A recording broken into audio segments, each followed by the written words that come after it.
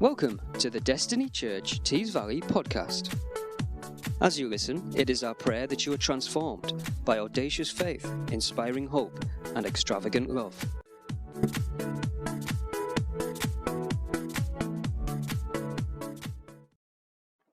Good morning.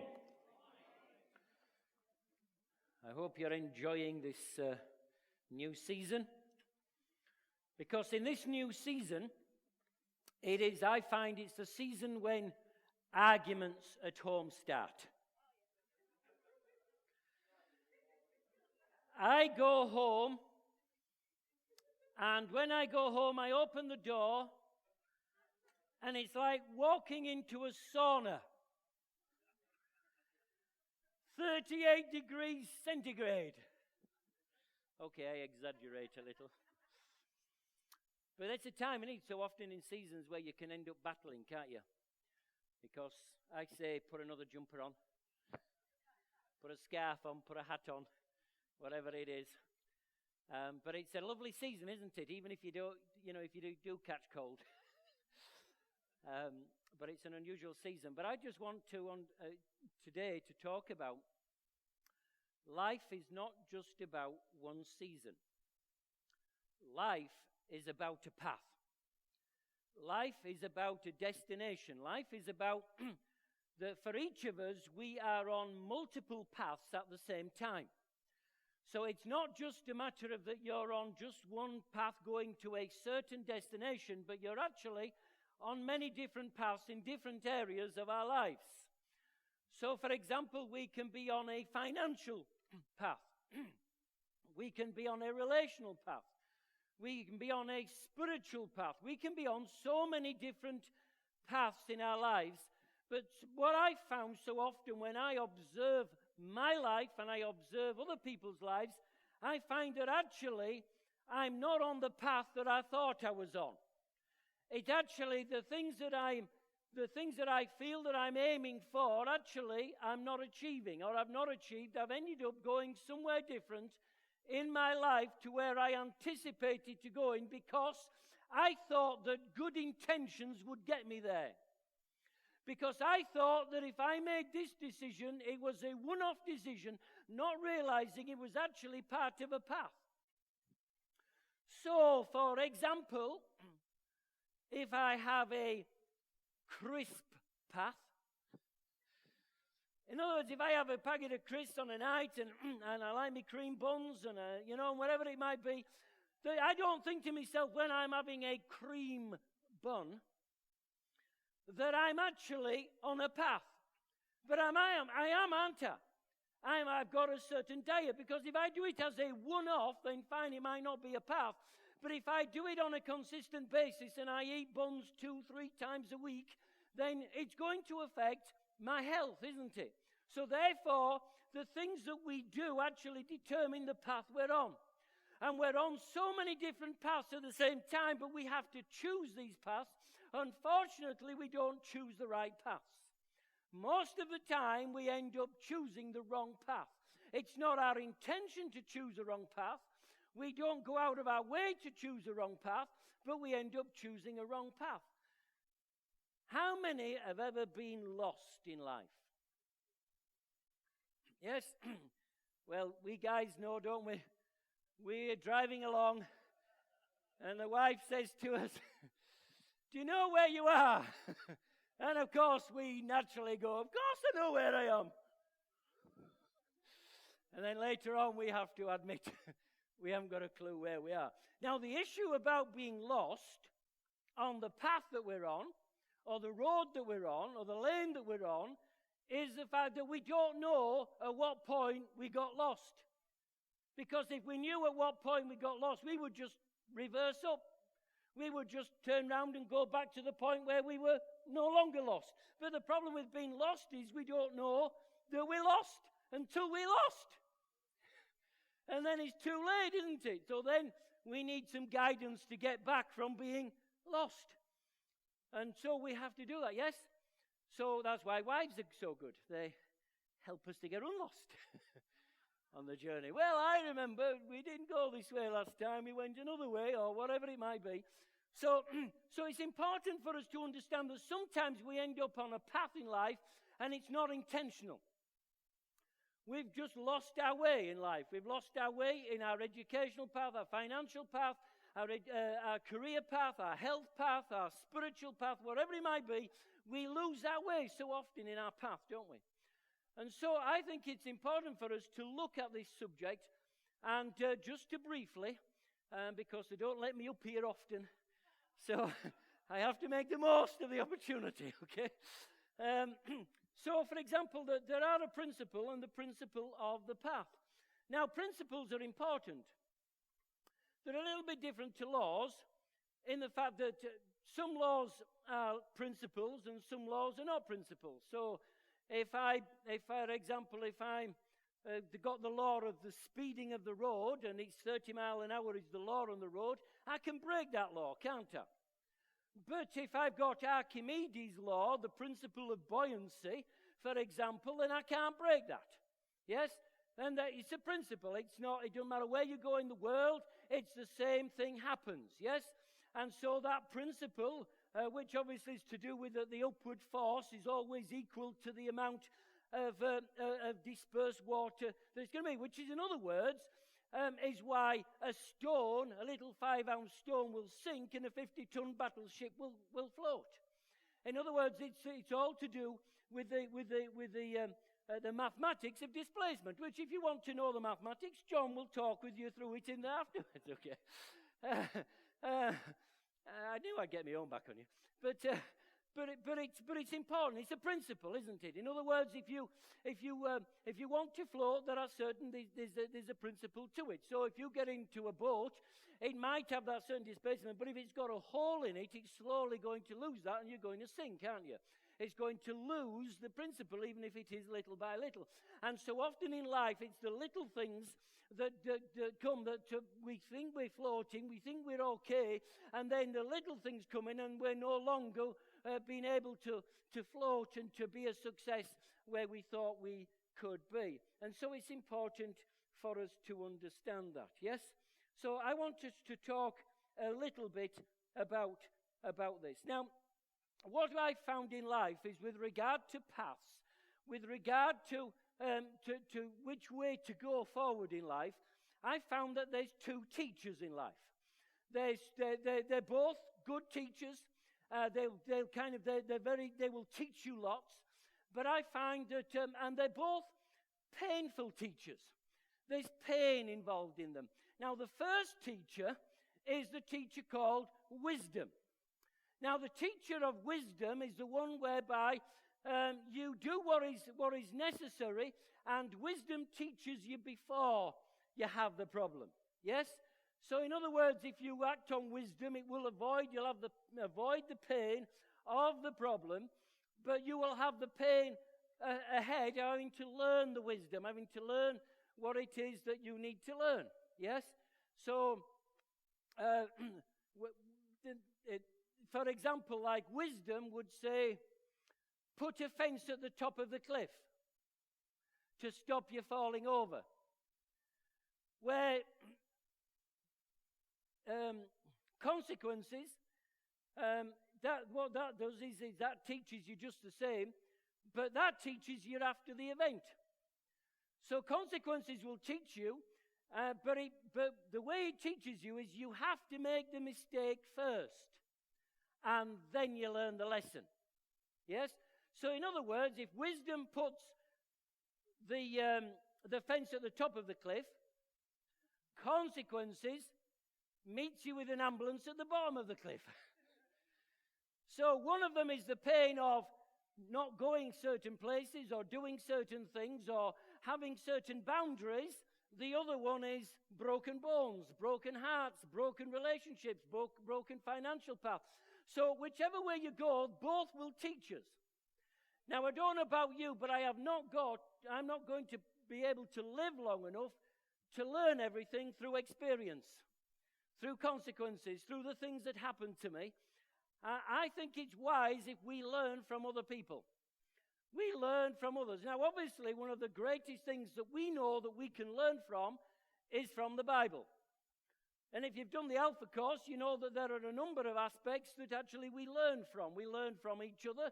We can learn from people who have been there and done it, and maybe some people that have made the mistake, and we think, okay, this is the mistake they made, but and so I'm not going to make that same mistake. I'm going to choose a different path because of that. We know that the Holy Spirit prompts us and pushes us and prods us and whatever, and enables us to kind of know. He gives us prophecies. He speaks to us personally when we know Him, and so that's wisdom. And in fact, the Old Testament talks about the Holy Spirit being the Spirit of wisdom.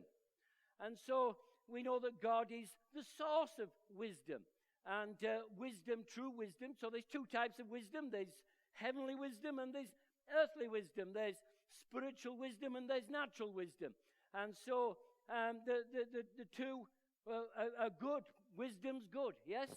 And so it's important for us to have a life, I think, of living according to wisdom and learning from wisdom, yes?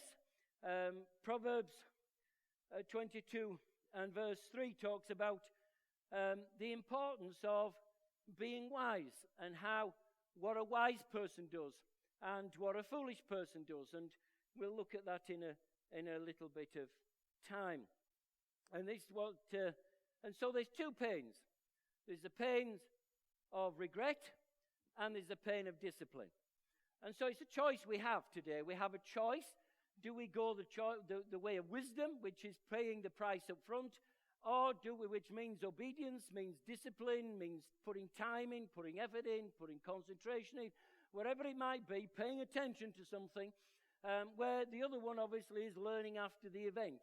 And we all know we have learned from doing things and the way it's done. And so it makes a difference. It's a choice that we have. Proverbs 5 verse 21, 1-3 says this: "For all a man's ways are in full view of the Lord. He examines all his paths. The evil deeds of a wicked man ensnare him. The cords of his sin hold him fast. He will die for lack of discipline, led astray by his own great folly." In other words, the path that you take is going to affect you. If you take a path of forgiveness or you take a path of bitterness, the two lead somewhere. Every path goes somewhere. If I, for example, was to go out of here in my car and go to the A1, if I turn north up the A1, I'm not going to get to London. As much as my intentions might be to go to London, if I'm on the road that leads to Edinburgh, I'm never going to get to London. So my intentions don't matter. And I don't know about you, but I've done that where I've gone onto a road, I've ended up going on the wrong side of the motorway, and it leads in a completely different direction to the one I intended it to go. It isn't if you're on the M62 until you hit all and you think, I'm going to go in the sea, when I really wanted to be in Manchester, that you realize that the path you're on matters. Yes? And so it's important for us to realize that we need to have that kind of understanding that there is a path. There's a path of faith or a path of doubt. And so that matters as to what path you take. But unfortunately, we too often choose the wrong paths. We have good intentions. It's kind of head versus heart. It's our emotions. And that makes such a difference. Now, the thing is that so often we think that if only we had the information that would make the difference. Yes? But just having enough information is not what makes us wise. I mean, for example, let's imagine that they built a computer that you were able to input into it every decision that's ever been made and the consequences from those decisions, and then you were able to tap out and know what happened if they made that decision. I want you to know that even if we had that information, we would probably still think we're an exception to the rule. Because we do that, don't we? We do that in our financial plan. We think to ourselves, I can just keep spending more than I'm getting, and somehow or other this or that will happen in my life, but I won't, although I might get into a little bit debt short term, my long-term plan is that I'll save one day. But what happens is you're on a path. And so suddenly you think you're into massive debt, you're on the CAP course, and you're trying to get people to think you're getting you're going bankrupt or whatever, and you're thinking to yourself, oh no, what happened? Well, actually, it isn't a one-time decision. It's a path. It's lots of little decisions that get you onto the path they are. So it's important that we actually look at that and understand that. The problem is that the emotional path that we usually take is exactly that. It's an emotional path. In other words, it has a huge attraction to it. We look at the path that's an alternative path, and we look at it, and our heart goes, oh, if only. Or is it only me that does that? If only. Oh, yes. And so, of course, my heart leads me off to buy a nice new motorbike. Okay, I'm dreaming. But my heart would buy a nice new motorbike. But my head says if I buy a nice new motorbike, we're in debt and my wife will kill me. But other than those, so wisdom tells me, don't get a motorbike. If next week you see me on a motorbike, you're going to go, practice what you preach. Well, one of these days, one of these days. So it's important, the path that we're on, and it's important for us to analyze that and the choices that we make, because so often the choices we make, they're emotional choices, aren't they? And so whether that, particularly we look at relationships, and the relationships we get involved with, so often it's an emotional thing, it's not a head thing. It's not a wisdom thing. We've not thought this through and thought, where does this path lead me? We've just thought, yes, this is good. And Solomon talks about that. If you're interested at all in Proverbs chapter 7, there's a story there of Solomon watching a young man go off with another woman. And the thing, and he sees this, the young man in that proverb, he just thinks to himself, yes, it's my day. He thinks to himself, all the what do they call it when they all line up? The ducks line. I don't know what it is. I've forgotten. When all the ducks line up, you just think to yourself, this is great. I can't believe it. But you see, Solomon looking down thinks that this is not just a one-time event for this young man. He's seeing this young man as foolish. You see, because this young man doesn't realize that it's a path. You see, she's lured him in. She said, well, my husband's away, and I've paid my vows. In other words, I'm all right now. And some people do that, don't they? We know that, well, it depends whether you're Catholic or Protestant, how you do that. Yes, if the Catholics, they go to confession and they empty the bucket and everything's all right. And so they go off and they fill the bucket again full of sin. And so the Protestants do the same. We just say, I'm sorry, Lord, and please forgive me, and we're off again, And so what I'm saying to you is, it's important the path that we're on. The path that you choose, but too often it's an emotional path. It's not wisdom. It's not something we thought through in this. Yes? And that's what makes a big difference. Now, for me, one of my key memory verses is Proverbs chapter 27 and verse 12, or Proverbs 22 verse 3. It says exactly the same in both those places. And it just basically says, the wise person sees danger and takes refuge. He takes precautions. He tries to avoid the situation. A wise person looks into this, but the wally, I call it the wally, or the simple person, the foolish person, the unwise person, just sees the danger just the same, but keeps on going and suffers as a result. Now, how do you know that I know that that's right?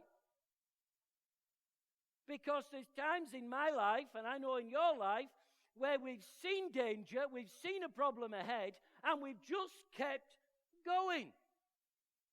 Haven't we? And so this is why it's so important, the choices that we make. And we think about them, and we realize we need wisdom. Wisdom is important to us in everything that we do. We just fail to see that we're on the wrong path because of our heart, or because of what we're looking at, of what has caught our attention. Let me ask you a question. Are you on a path that somebody has warned you about? Or have you ended up somewhere where somebody said, if you do this, this is what will happen? I've been on them paths where people have said that to me and said, well, if you do this, or you need to be careful of this, because if you this, and this, and you suddenly realize, maybe not straight away, might be months, might be years later down the line, and you go, yeah, but I'm too embarrassed to admit it. You see, that's the difference between the wise and the unwise. You see, the wise sees danger and takes refuge. The thing with taking refuge is that, for example, if there's a storm coming, I just want you to imagine for a moment now that you're in this yacht and you've just pulled into the harbour, and the captain of the yacht has sailed you in, and you've just off, and it's a beautiful weather, but there's an announcement that there is a torrential storm coming. Now, what do you think the captain should do? Do you think the captain of this sailing boat should just ignore the warning and just go in and have a good night's sleep like the rest of the people that have heard the announcement? They've left their boats. Or do you think it would be wise for him to start and to secure the boat, to dive down and put an anchor in and make sure it's secure and put things, cords along, ropes along to kind of secure it? I know, because I've seen on a film a situation exactly where that happened, where went into a harbour. This captain went in. He heard the announcement of the storm. He was the only person to secure his boat. And when in the morning, all the other boats had either washed up on the shore, they'd broken to pieces, none of them could be used except this one single yacht. Why? Because the captain had used wisdom, and he'd gone through the pain before the storm, and he'd recognized that there are some things that I need to do. And as a result, he had the benefit of his yacht staying in one piece. Now, what I'm saying is that's what happens with the wise. They see the danger. But it could be embarrassing because he's the only guy putting an anchor down. He's the only guy tying his yacht up. Nobody else is doing it.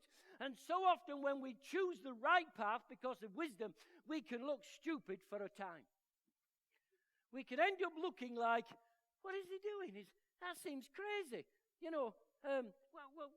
People are saying, why are you doing this? And what's that about? No, you don't need to worry about that. It'll be all right. No, you're worrying unnecessary, or you're taking unnecessary precautions. But we know that actually wisdom says, when you see danger, do something about it beforehand. And so I wonder, in your life, what is there in your life that you can see coming? And you know that if you keep on the path that you're on, you know where it's going to lead. You know there's a storm ahead. You know there's problems ahead. I wonder if you are willing today to be embarrassed in order to save yourself in the storm. I wonder if you're willing to take refuge. I wonder if you're willing to pay the price, the sacrifice, whatever it might take, in order to survive the storm or avoid the storm. When boats are in and a storm's coming, a boat has a number of options. One of the programs I saw recently was one of the flagship aircraft carriers that the UK have just launched, and it was going through its testing.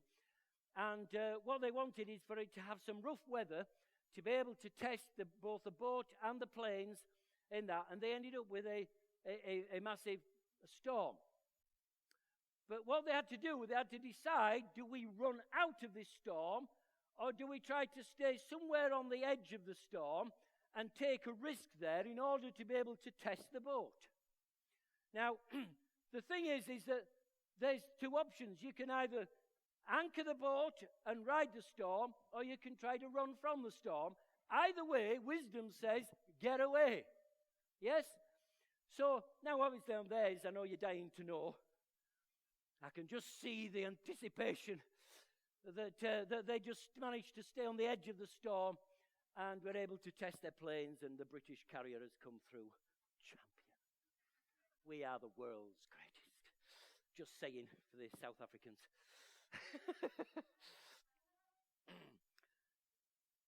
Proverbs 1 and verse 24 says, I called you so often, but you didn't come. I reached out to you, but you paid no attention. You ignored my advice and rejected the correction I offered.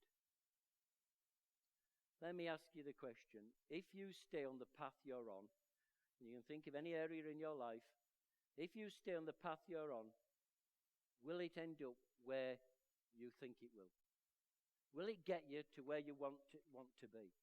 So often I see people embark on certain paths thinking that that path will lead to something else. But in actual fact, you find that when they embark on that path, it doesn't lead where they hoped it would, because it's not about where you hope it will lead, it's about the principle of the path. So where that path goes is where your destination is. So unless you change paths, you're going to end up where that path leads. And so this is why I want you to think about that. This week, I want you to think about the paths that you're on. Your financial paths, your spiritual paths. I want you to think about your relational paths and all the different things that you're involved in, and think, is this leading me where I need to? Is this gonna work out according to the plan that I think it is? I think it's important to ask ourselves that question, because if we don't ask that question, nobody else is going to ask it for us. Yeah? I think it's important that we do that. Now, I think one of the important things for us is seen in in Proverbs 3 verses 5 and 6, where it says, "Trust in the Lord with all your heart, and lean not on your own understanding, but in all your ways acknowledge him, and he will direct your paths." In other words, if you listen to God, if you trust God, if you believe God, if you believe what he says, it will work out good for you. Might not work out good short term, as we heard the other week about Shadrach, Meshach, and Abednego. When you think of the people in the Bible, they trusted God, they had faith for God, but it didn't always look good, did it?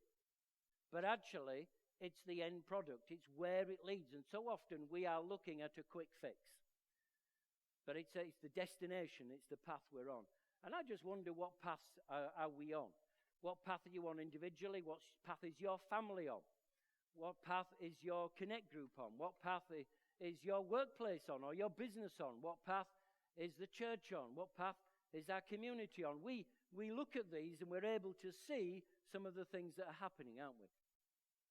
And I think it's important that we analyze that and realize that it is important that we get wisdom. James talks about that. He says, if you need wisdom, if you want wisdom, ask God, and he will give it to you.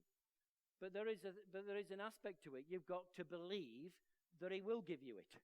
So there's always a faith aspect to everything that you do. So even if it's your financial plan, there's a faith aspect to the path. Yes?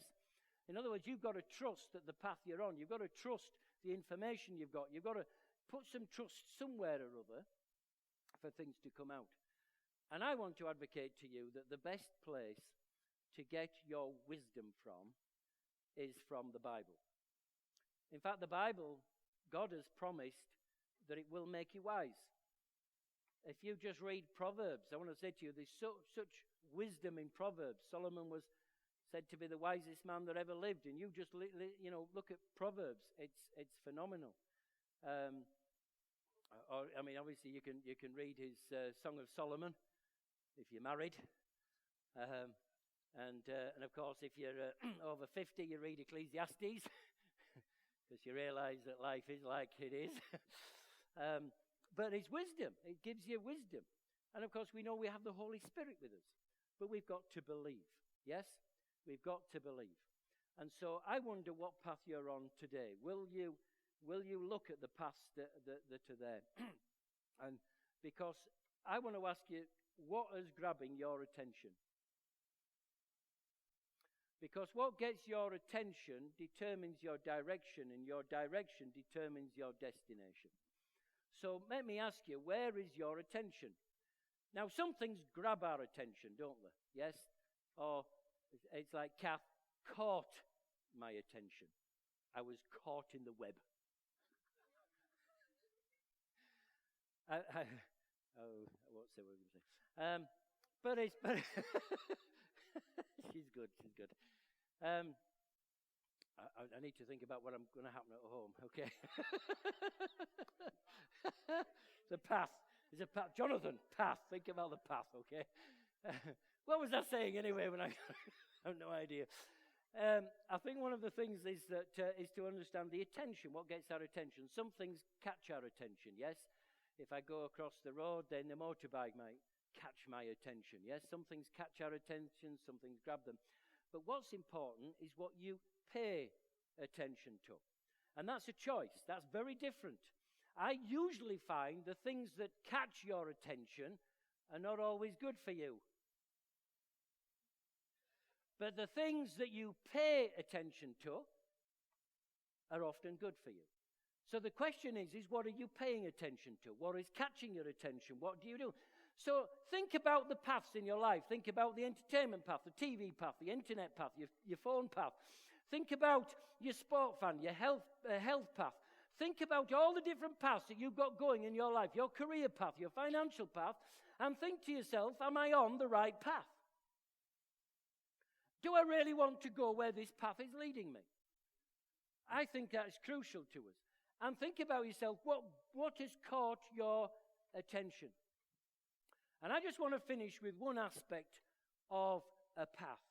I think this path is obviously for me, as a pastor, I'm thinking, this path is the greatest path. And it is a path that opens doors. It is a path that brings new things.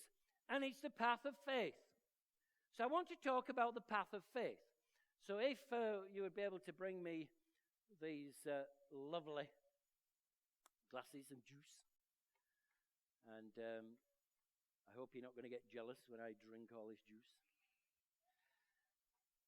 But this for me is, I just want to kind of look through an aspect of a path, faith as a path. Now, we have different options, you see. We can have the path with no faith. We can have an emptiness, can't we? And for some of us, we have no faith, and that's a path. That's a choice that we have. We've chosen to not have any faith, because the thing is if we don't believe in Jesus, it's not because we can't, it's because we don't want to.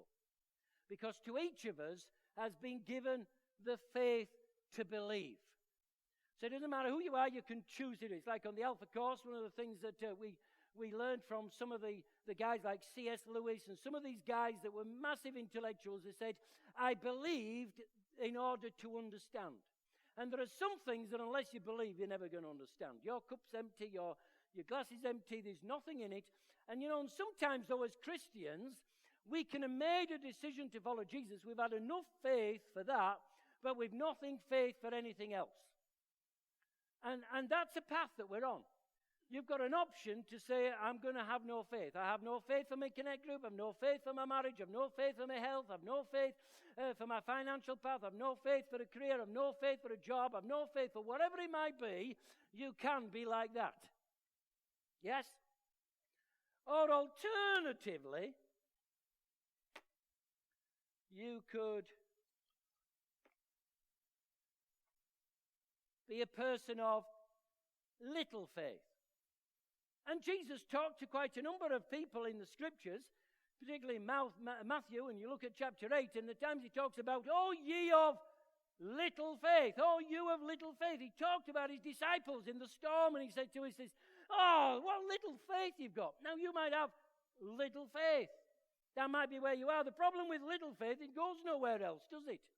It doesn't achieve anything. There's nothing on. There's no miracles in life. There's no things. But it's a path. You could be on a path of little faith. Yeah? That's an option. Or you can be on a path. Not very good with my pouring abilities. You could be on a path of great faith. Scripture talks about that. He talks about that with the centurion, and he says, and Jesus says, I've not seen such great faith. And we know people with great faith, don't we? Have you ever seen people with great faith? Well, I remember Billy Graham, I nearly said Theresa May. Freudian slip there. Mother Teresa. I knew it was in there somewhere. You keep me right, guys. Keep me right. But you can be And we know people, don't we? I look on things, I look at Joel Osteen, I think a man of great faith, and some of these, and so that's a choice. Some people are great faith because in God, and the Bible talks about, it's saying He gives us a measure of faith. And so the question we need to maybe ask ourselves is that measure of faith that God gives us, is that something that God decides or something that you decide? So if God decides, and for some people they've got great faith, maybe that's where they're at. But it's a path. They've chosen the path of great faith, yes? But then, of course, there's another path. And this is the path just in time. That's the path full of faith, yes? And Stephen, when he was being stoned, it said to him, he was a man full of faith. Yes? So that's another path. That's another thing. We could be full of faith. I wonder today if you're full of faith. Oh, there's a fifth path.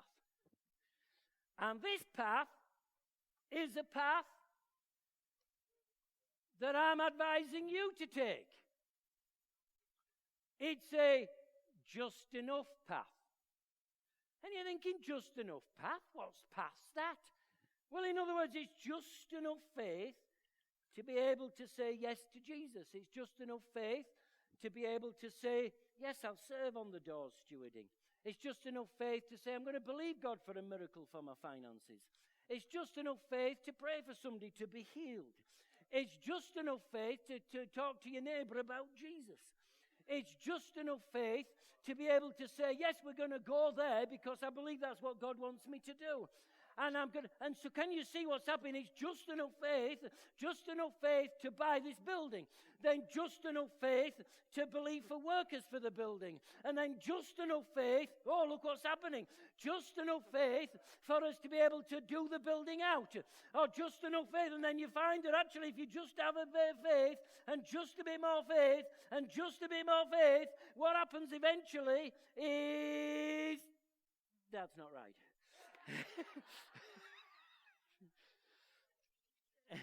Entertainment factor anyway. In other words, if you will not think, I need to have great faith, or I need to be full of faith, but if you'll think, God, I'll just have enough faith for this, and then what happens is you end up with great faith because you just keep on being full of faith. And so that's what I'm trying to say to you. Will you go on a path of faith? We didn't end up in this building because we just had great faith. I was terrified, petrified. But we just did one thing at a time, which was doing as I'm told. In other words, it's a path. You know, when you talk to other people and you talk to their story of faith, I was listening to someone yesterday, and they're part of a youth group in Australia that's become kind of a music group, and in actual fact, they're going to be at the Billy Graham concert on the 3rd of June next year in the Utility Stadium in Newcastle. And for the life of me, I'm trying to think of the name. That's it, Planet Shakers. And the leader, one of the leaders of Planet Shakers was there last night, and he was talking about, for example, the faith process. And so, I mean, he was saying how he came from Barnsley, so they're not grown with faith there. But here he is, he's meeting with presidents and prime ministers and various people around the world. Why? Because he just took a step of faith. And he just had just enough faith for that thing to happen. And then another thing. And so, for example, like they needed a speaker system for going into Fiji because they wanted to be able to have the sound of music is what God had talked to them about. And they ended up with hundreds of thousands. The population of Fiji is just short of 1 million, and they had nearly 500,000 people either seeing the television or going to their events that they had. And so, but what they needed this speaker system. And so the speaker system that they needed to rent, the problem is to rent it in Australia, you pay per day for the system.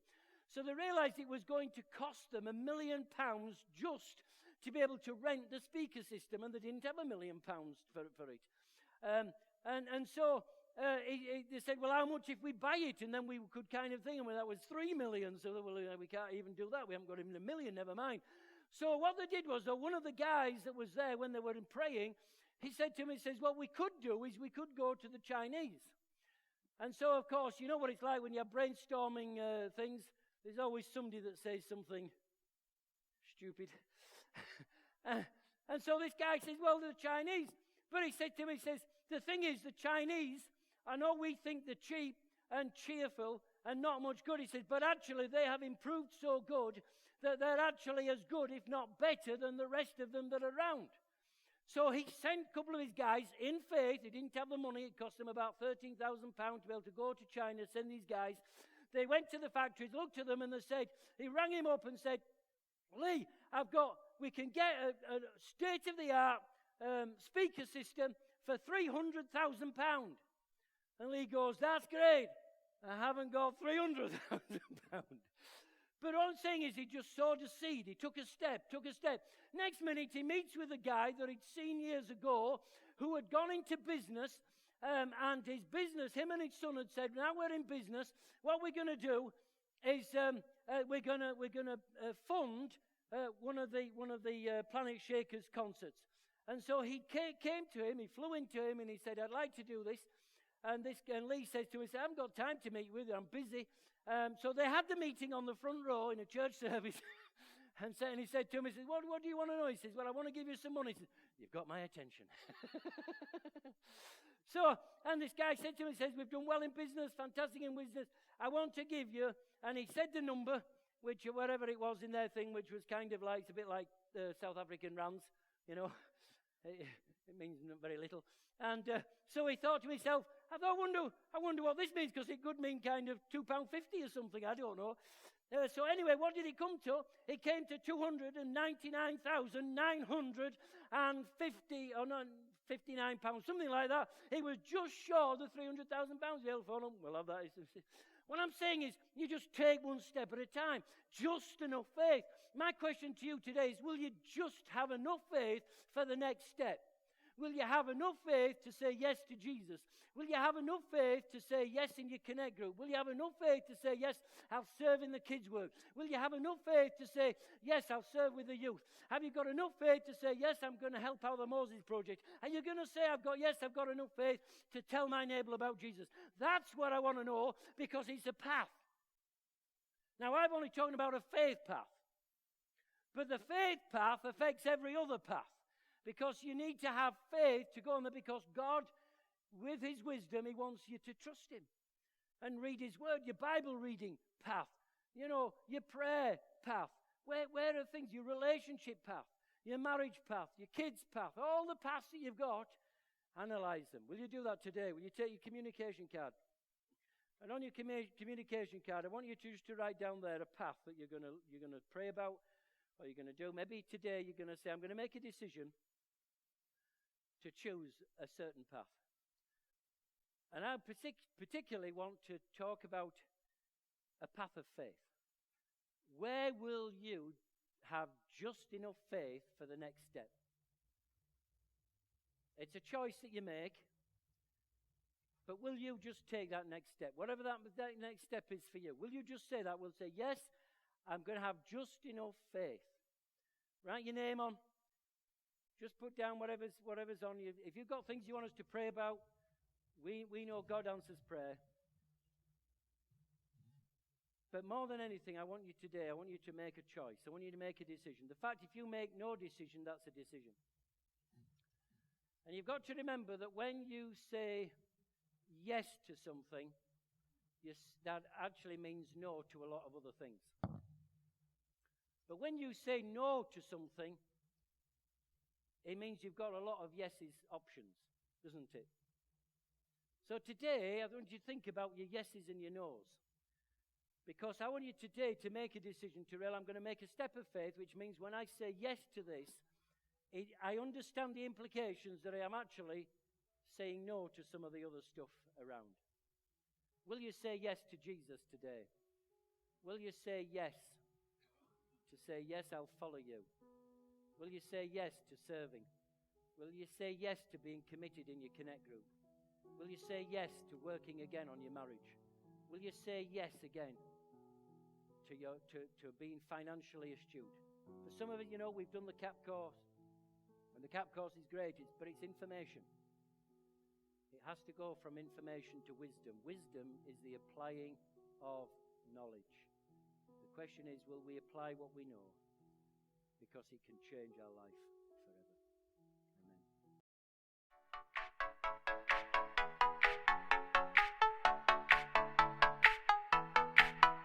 If you would like to know more, please visit us at www.thedestinychurch.co.uk.